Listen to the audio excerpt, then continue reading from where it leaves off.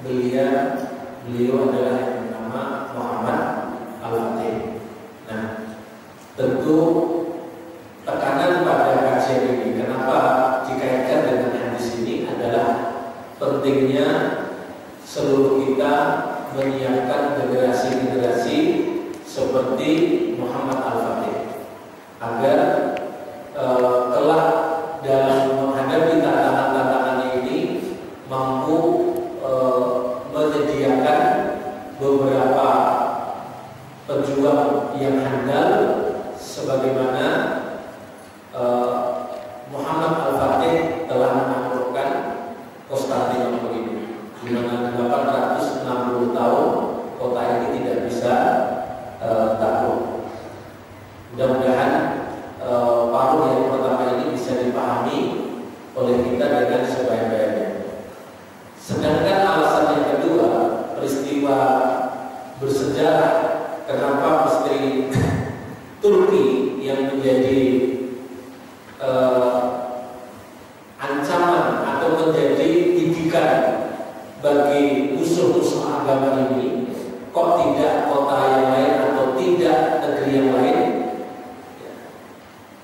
Karena tercatat negeri inilah yang menjadi negeri terakhir di mana kekuasaan Islam tertinggi dalam Islam ini wujud di muka bumi ini, yaitu dengan nama Khilafah Al-Islamiyah. Khilafah Al-Islamiyah. Nah, upaya mereka itu begitu sukses dan berhasil untuk menghilangkan simbol atau menara ini dengan cara meruntuhkan Khilafah Islamiyah. Nah, titik tekan yang akan kita pelajari berdasar pada buku yang saya paparkan ini, yang berjudul Manara Al-Huda ini, agar umat menjadi tahu dan belajar. Umat menjadi tahu dan belajar apa yang semestinya dilakukan dalam rangka mempertahankan izzah kaum muslimin ini. Agar umat juga jadi tahu bagaimana cara meraih kekuasaannya kembali, karena tidak luput semua rencana itu pasti ada musuh-musuh agama yang terus mengintai untuk menghentikan upaya-upaya tersebut. Pada kajian sebelumnya berkait dengan ini sudah kita bahas, di antaranya teknik atau cara untuk meruntuhkan khilafah itu, di antaranya adalah kemudian mengubah dari bentuk khilafah atau daulah menjadi jumhuriyah. Dan itu kemudian sentimen yang dibangun adalah sentimen nasionalisme atau kekelompokan, dan inilah yang kemudian menjadi awal petaka. Sedangkan khilafah itu berkeinginan untuk mewujudkan kesatuan umat Islam di bawah satu kekuasaan di dunia ini. Kemudian yang kedua adalah dihancurkannya nama besar daripada sultan berikut keluarga. Kita masih ingat Sultan Abdul Hamid itu disogok oleh Yahudi yang kemudian gagal sogokan tersebut. Itu nilainya 172 triliun. Jadi untuk dirinya itu dikasih 172 triliun, dan itu ternyata tidak mempan. Nah, upaya pembusukan seperti ini telah dilakukan oleh musuh-musuh kita dengan dicekoi dengan berbagai fasilitas agar mereka jatuh di dalam kubangan fasilitas-fasilitas yang ada ini. Nah, evaluasi yang dirahmati Allah Subhanahu wa taala, di antara yang lain yang pokok adalah kemudian mulai dibukanya satel antara pembatas antara laki dengan perempuan. Dan yang kelima adalah dihilangkannya huruf-huruf Arab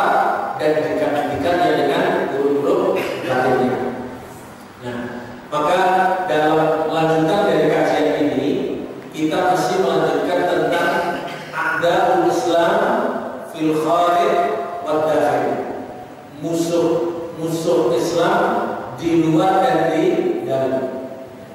Sebab ternyata yang menjadi musuh kita saat ini bukan saja dari luar, tapi juga dari dalam akibat pengaruh dari luar. Dalam sebuah hadis yang disampaikan oleh Nabi SAW dikenal dengan nama du'atu ala abwabi jahannam, para penyeru yang berdiri di atas pintu-pintu jahannam, di mana diisyaratkan oleh Nabi SAW, hum min jildatina wa yatakallamuna bi alsinatina. Mereka adalah kulitnya sama dengan kita dan bahasanya sama dengan kita. Konkretnya siapa ini? Mereka yang menjadi agen-agen atau dalam bahasa lain namanya proksinya orang kafir di dalam menjalankan upaya penghancuran kepada Islam dan kaum muslimin. Maka yang mesti diwaspadai bukan saja musuh dari luar, tapi juga musuh dari dalam. Nah, buku yang kita bahas ini yang bernama Al-Manarah Al-Mahmudah ini juga mengungkapkan simbol tokoh pengrusak agama yang menjadi kaki tangannya dan agennya musuh-musuh di luar untuk melakukan pengrusakan dari dalam. Ikhwah yang dirahmati Allah Subhanahu wa taala, mari kita awali dulu pijakannya. Dasar pijakannya itu bahwa ada kejahatan musuh yang terstruktur akibat dari kedengkian yang mereka miliki ini. Yang pertama adalah tertera di dalam surat Al-Anfal ayat ke-30. A'udzu billahi minasyaitonir rajim.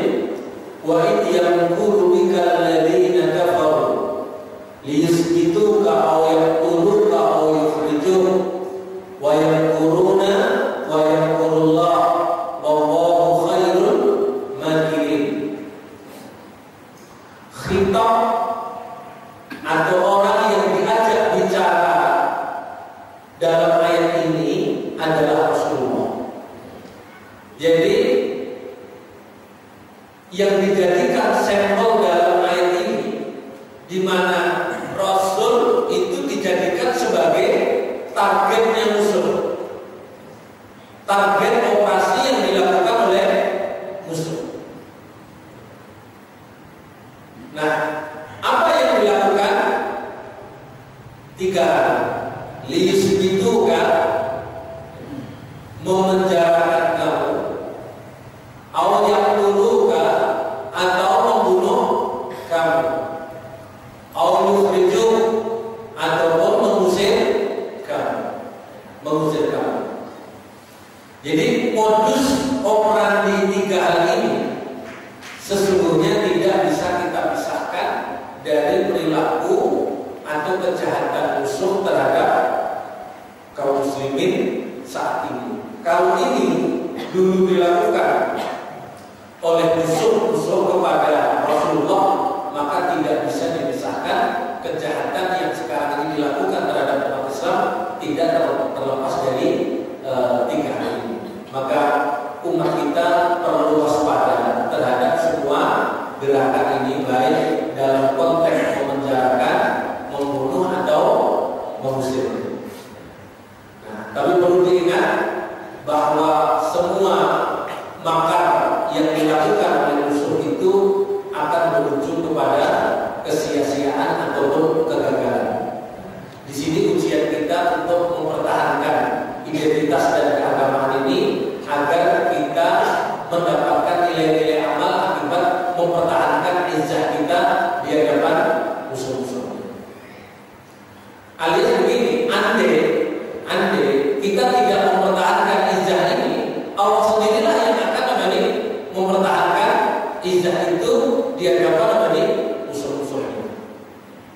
Nah, nomor 2 adalah surat Al-Baqarah ayat 109. Surat Al-Baqarah ayat 109, supaya kita menjadi tahu dasar pijakan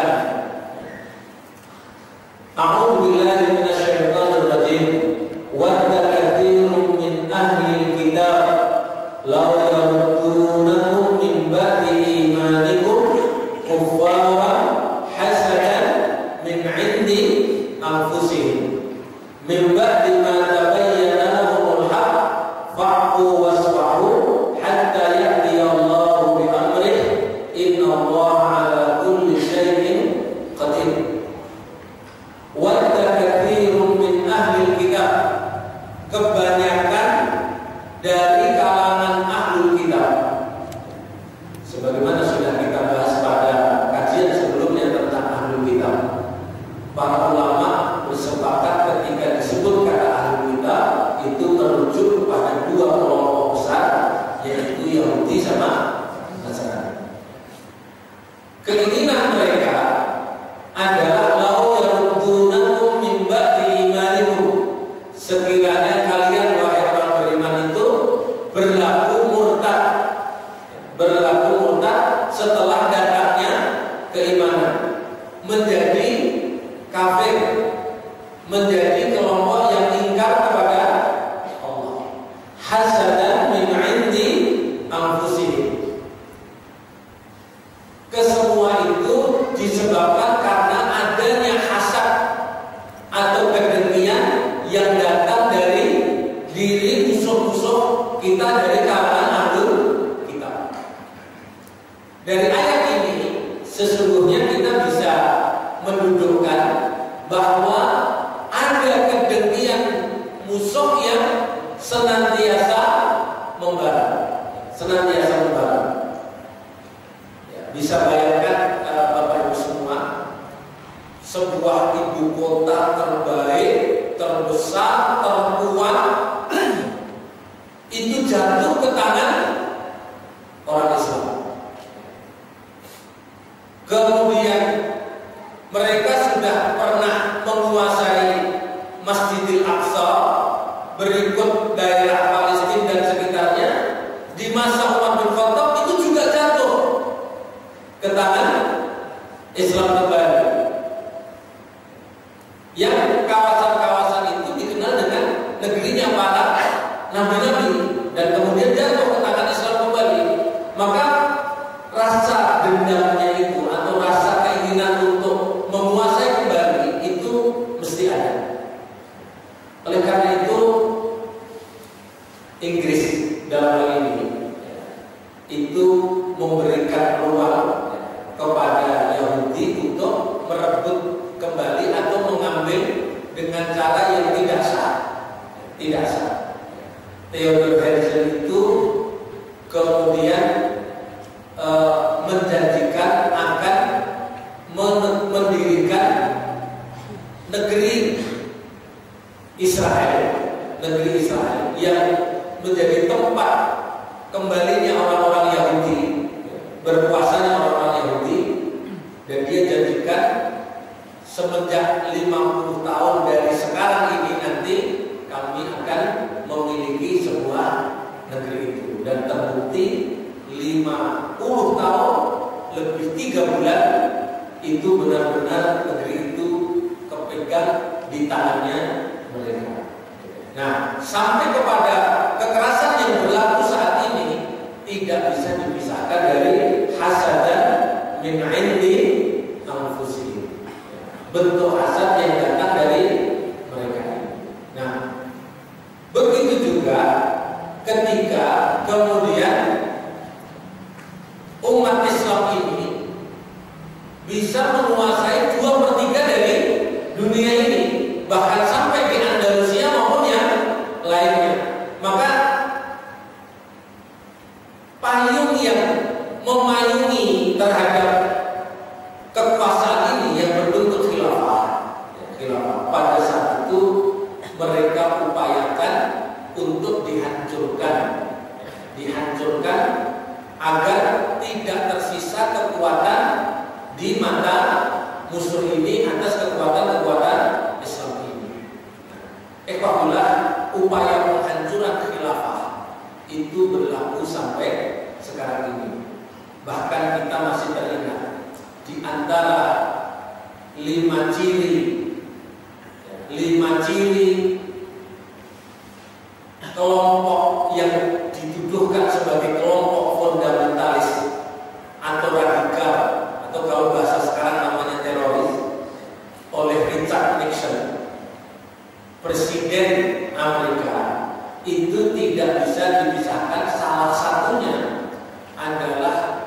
menandai atau memberi ciri, mengkategorikan sebagai kelompok fundamentalis atau radikal ketika ada sekelompok orang Islam atau umat Islam yang berangan-angan untuk menegaknya kekuasaan sebagaimana dimiliki masa lalu atau yang dikenal dengan khilafah Islamiyah.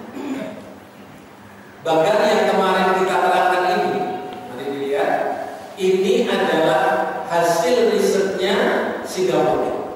Itu juga menjadikan khilafah itu sebagai didikan untuk dilakukan deradikalisasi, agar umat ini tidak menjadi tahu tentang apa yang sesungguhnya manfaat daripada kekuasaan tertinggi di dunia yang bernama khilafah ini. Kita harus yakin khilafah ini pasti akan terjadi kembali, karena disyaratkan oleh Nabi SAW dalam hadis kepemimpinan umat, babak kepemimpinan umat ini akan satu demi satu dilalui oleh umat Islam, dan kita memiliki 5 babak. 5 babak ini adalah dipimpin Rasul, dipimpin oleh Khulafaur Rasyidin, kemudian disebut oleh Rasul namanya al-khilafah ala manhajin nubuwah, kemudian mulkan ad, kemudian mulkan jabariyah, dan yang terakhir akan muncul kembali khilafah Islamiyah ini. Nah, maka tidak segan-segan terkadang musuh itu penghancurannya lewat dalam maupun lewat luar. Kadang membuat sebuah khilafah boneka, kadang. Jadi kekuasaan boneka yang itu kadang kemudian dijadikan ikon agar umat itu terperdaya dengan bentuk kekuasaan tersebut. Ada pula langkahnya lawan ini memang kemudian melakukan deradikalisasi di dalam pengerusakan terhadap agama ini melalui pengerusakan simbol-simbol yang ada di dalam Islam ini. Apabila yang dirahmati oleh Allah SWT, mari kita lihat sedikit buku yang menjadi bahasan kita untuk menajamkan sesungguhnya di balik peristiwa Turki ini balik apa. Itu buku ini bisa menjadi pelajaran untuk kita.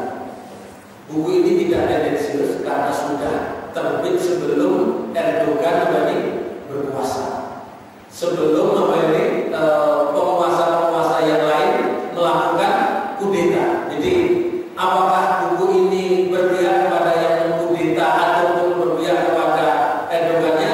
Jawabannya tidak, karena buku ini mengingatkan tentang apa yang dilakukan oleh musuh-musuh ini untuk memangkas kekuasaan Islam di muka bumi ini. Nah, sosok yang diinginkan oleh Eropa dan Barat itu adalah sosok yang kemarin mulai kita bahas, adalah Mustafa Kamal Atatürk. Manusia satu inilah yang kalau kita kenal di dalam IPS atau bahasa sejarah, dia itu justru dianggap sebagai pahlawan.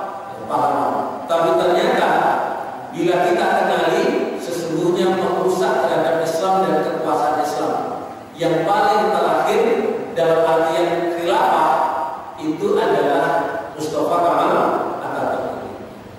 Laqad kana sahsun misla Mustafa Kamal hilman yuda'ibu khiyal Eropa. Perlu diingat bahwa sosok seperti Mustafa Kamal Atatürk ini adalah memainkan peran harapan-harapan dan angan-angan yang diinginkan oleh Eropa. Jadilah mimpi yang diinginkan oleh Eropa ini di tangannya Mustafa Kamal Atatürk ini benar-benar menjadi kenyataan. Nah, walidah harasat Eropa ala raf'ihi fawqa mustawal basar fi a'yunin nas liyusbika ma'bud dan jamaahir ya'tabiru naqduhu jarimah yukhadu 'alaiha bin nawasi wal aqdam.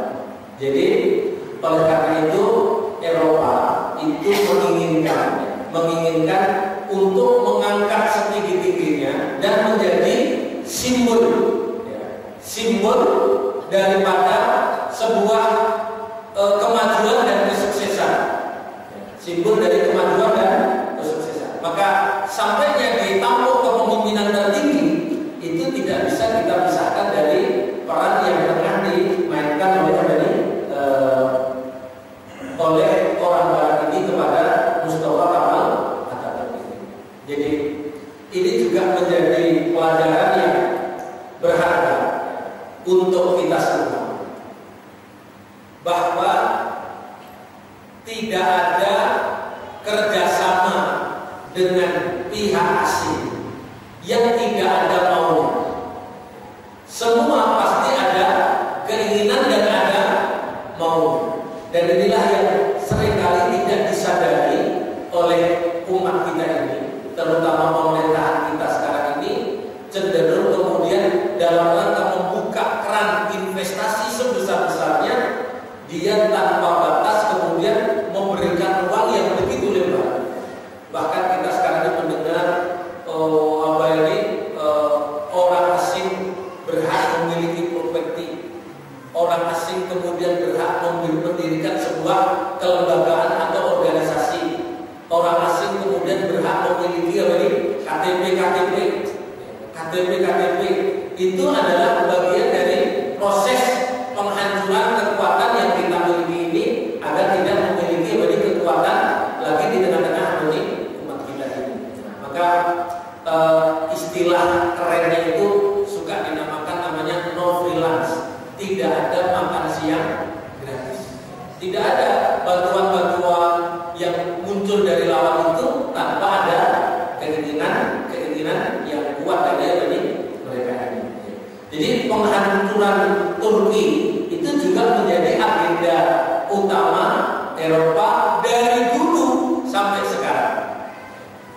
Karena simbol kemegahan atau kegagahan atau kejayaan Eropa itu terambil oleh kekuatan yang dibawa oleh Muhammad al-Fatih. Maka upaya untuk penghancuran itu tidak akan pernah berhenti. Saya yakin kudeta yang gagal di macam ini itu bukan berarti itu nanti gak ada lagi. Ada upaya. Pasti sekarang ini musuh itu sedang merencanakan sebuah konsep perubahan atau konsep kudeta yang lebih besar. Ini saja kalau kita lihat media-media yang biasanya, mohon maaf sekali, sangat antipati terhadap gerakan militer dan kudeta. Tapi khusus kudeta yang ada di Turki ini, itu dibela-belain mati-matian oleh media, terutama media-media mainstream. Kemarin terungkap ternyata yang menulis di Kompas ini menulis di Tempo ini adalah seorang misionaris yang memang bagaimana mencitrakan kebencian terhadap Islam, terutama sosok yang dimunculkan oleh Erdogan ini. Ada upaya itu dan kemudian tulisan itulah yang menjadi konsumsi oleh banyak pihak yang kemudian sering memvonis terhadap simbol-simbol keislaman yang ada di tengah kita ini. Jadi pada kaidah ini, jadi Eropa melakukan penghancuran. Summa harasa Eropa ala al-qiblat ala makasid tadmir at-Turki wa hawalat an tuqarrira at-tajribah min khilal an-namudzaj al-fadhi al-wahid al-farid. Jadi Eropa itu akan berupaya secara terus-menerus, berhasrat secara terus-menerus untuk melakukan upaya penghancuran tadmir Turki berikut dengan penguasa-penguasanya ini yang kemudian dirumuskan dalam bentuk pemerintahan sekuler, alias pemerintahan sekuler yang kemudian didirikan atau dimotori oleh Mustafa Kemal Atatürk. Inilah yang tetap akan dilestarikan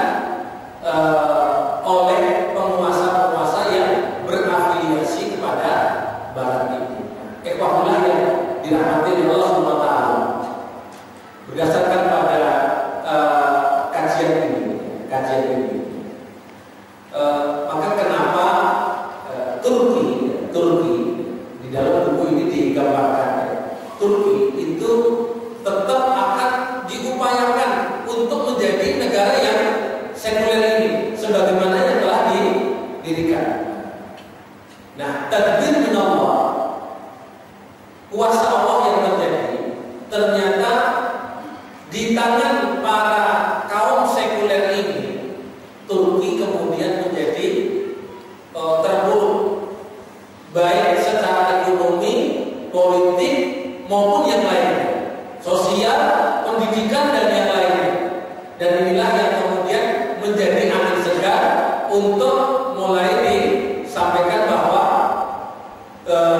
sekuler telah mengalami kegagalan untuk membawa Turki ini, dan kemudian kini datanglah nuansa keislaman yang kemudian akan membawa kepada kemenangan-kemenangan yang selanjutnya. Angka 2023 yang dicanangkan oleh Turki inilah angka yang menyeramkan bagi Barat. Kenapa? Karena 2023 itu berarti menjadi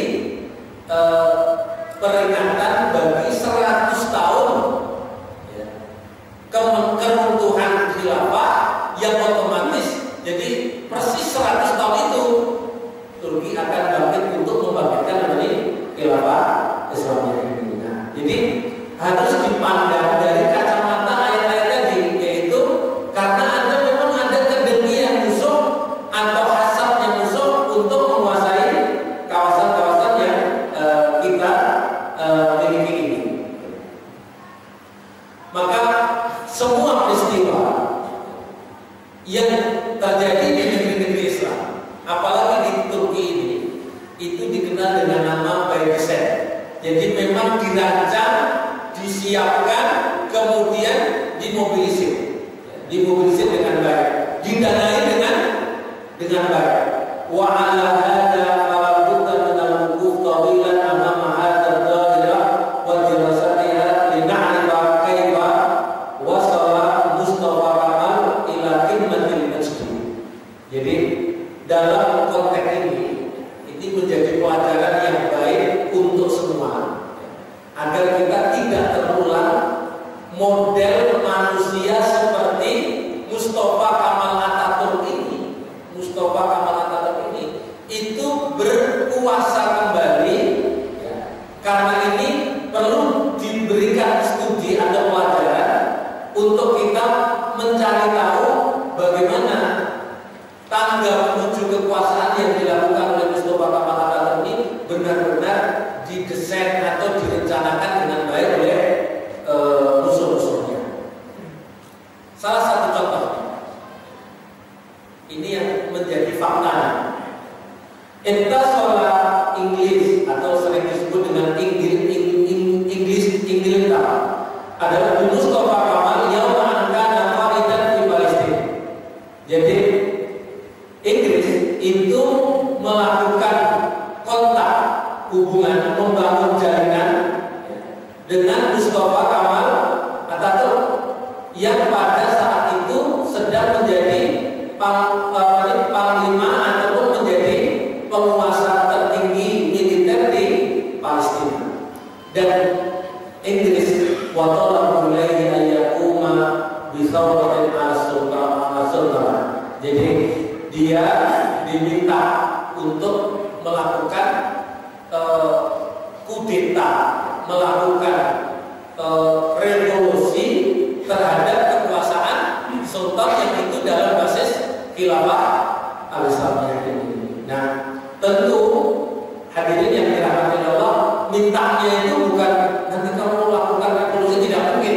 Jadi istilah-istilah yang sudah dipakai biasanya adalah untuk menjadikan tegaknya HAM, tegaknya equity, kesetaraan, kemudian adanya perubahan, adanya demokrasi, adanya apalagi, itulah yang menjadi sekian ribu alasan-alasan yang secara zahir sering didorongkan. Maka ketika Mursi berkuasa tidak berlangsung lama itu tidak bisa dipisahkan dari desain untuk Barat ingin menguasai kembali kekuasaan-kekuasaan yang di situ tetap berada di cengkramannya Barat, dan dalam ini adalah menjadi proksinya adalah Al-Sisi, Jenderal Al-Sisi inilah yang sangat membahayakan untuk kita di masa berikutnya. Ya, wa ma'adahu ayyusa'iduhu 'ala dzalika, dan dijanjikan akan diberikan apa ini? Bantuan. Nah, ini adalah contoh yang saya kira perlu dipahami dengan baik. Maka mulai dari pemilihan kenapa Mustafa Kamal Atatürk itu ternyata diungkapkan dalam buku mana Rohal Mahfudzah itu dipilih semenjak Mustafa itu lahir, dari bapak ibunya, dari tempat kelahirannya, nasabnya itu diperhitungkan yang matang-matang untuk hal tersebut. Nah, maka kemudian dilihat dari jenis ini kita memang perlu mewaspadai background dari para pemimpin yang memimpin di tengah umat Islam ini, atau calon-calon pemimpin yang akan memimpin di tengah umat kita ini. Ini tidak bisa kita pisahkan dari berbagai background kehidupan maupun kelahiran-kelahirannya di masa mendatang. Dalam kajian intelijen, beberapa penguasa, beberapa petinggi negeri ini itu memiliki unsur mereka ini dulu dari anak perinak dari kalangan PKI. Maka kemudian upaya untuk tumbuh suburnya PKI itu seperti tidak ada yang menghadap, seperti diam-diam saja dan seperti mengamini. Misalkan undang-undang KKR, misalkan undang-undang Komisi Rekonsiliasi, Kebenaran dan Rekonsiliasi, yang itu akan menjadi payung hukumnya PKI untuk bangkit kembali. Itu sampai ke istana, itu jalan mulus tanpa ada hambatan. Bahkan menurut data intelijen ini kita dapatkan bahwa jaksa sudah mulai diminta untuk mengkaji dan mengajukan kepada DPR. Kesuksesan di dalam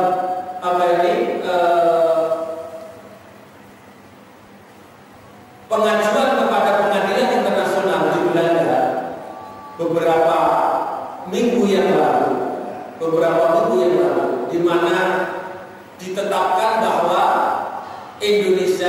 pemerintah Indonesia ini salah pada peristiwa tahun 65, itu tidak bisa kita pisahkan adanya ambigu dari para pemimpin di negeri ini yang tidak mau tegas terhadap PKI, tidak mau tegas dengan PKI, sehingga ada upaya minta maaf, kemudian upaya untuk kemudian konsolidasi PKI di Hotel Arya Duta misalkan, yang kemudian meminta pemerintah untuk minta maaf maupun yang lain, itu seolah terfasilitasi tanpa ada yang menghadapnya. Dan inilah bahayanya kalau kita memilih pemimpin itu tidak dilihat dari bibit, bobot dan bebek itu. Terus bibitnya itu dari mana? Orang ini pernah bapak ibunya itu dari keturunan apa? Ini harus dibahas secara baik oleh kita dan jangan dianggap sebagai sesuatu yang remeh-temeh, karena ini bisa membahayakan untuk kedaulatan kita semua dan kedaulatan umat Islam ini. Nah,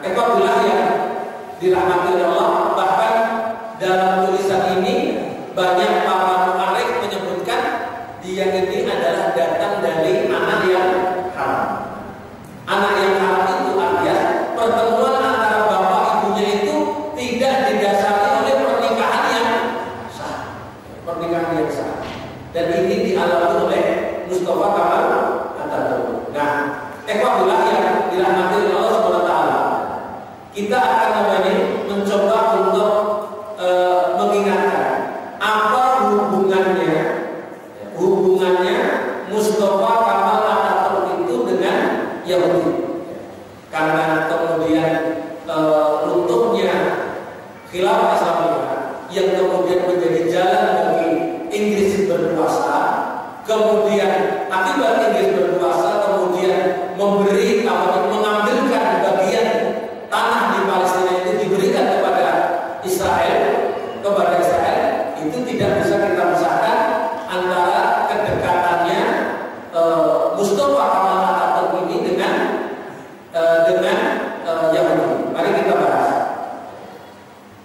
Kalau sekolah-sekolahnya saya kira tidak perlu dibahas dalam ini, sudah jelas. Jadi mulai dari sekolahnya yang oleh orang tua itu tadinya sedikit ada hubungannya dengan agama, itu langsung dicampur dan sekolah sekuler tanpa ada hubungannya agama sama sekali. Dan inilah yang menjadi bibit pembentukan pemikirannya dari Mustafa Kamal Atatürk. Mari kita lihat hubungan Kamal Atatürk, Mustafa Kamal Atatürk itu dengan Yahudi. Ada yang dikenal dengan silatul Mustafa Kamal bil Yahud. Kamal Atatürk, hubungan Kamal Atatürk dengan Yahudi. Nah, laqad kana Mustafa Kamal ala silatin wathiqah bil Yahud. Illam tajid ala silatihi bil Inggris fa innaha la taqillu anha. Wa qad khadama al-Yahud khidmatan jalilah bihadmil Islam di Turkiya. Wa kadzalika fa inna silatahu bil Yahud mubasharatan aksar min an tuqsa wa ilayka nubdah anil alaqa wa sifatihim. Jadi berdasarkan pada literatur ini dapat kita lihat hubungan antara Mustafa Kamal Atatürk yang di dalam buku IPS kita itu jadi pahlawan itu memiliki hubungan yang sangat kuat sekali dengan Yahudi, dengan Yahudi. Dan inilah hubungan yang menyambungkan dari Inggris ini. Nah, dari sinilah Yahudi menjadikan alat untuk mencapai tangga kekuasaan ini. Nah, hubungannya seperti apa? Disebutkan di dalam buku ini. Pertama, dilihat dari keturunannya. Jadi keturunan Mustafa Kamal Atatürk itu dari kelahiran Salanik, negeri Yahudi atau kampung atau wilayah yang di situ banyak dihuni Yahudi. Wahada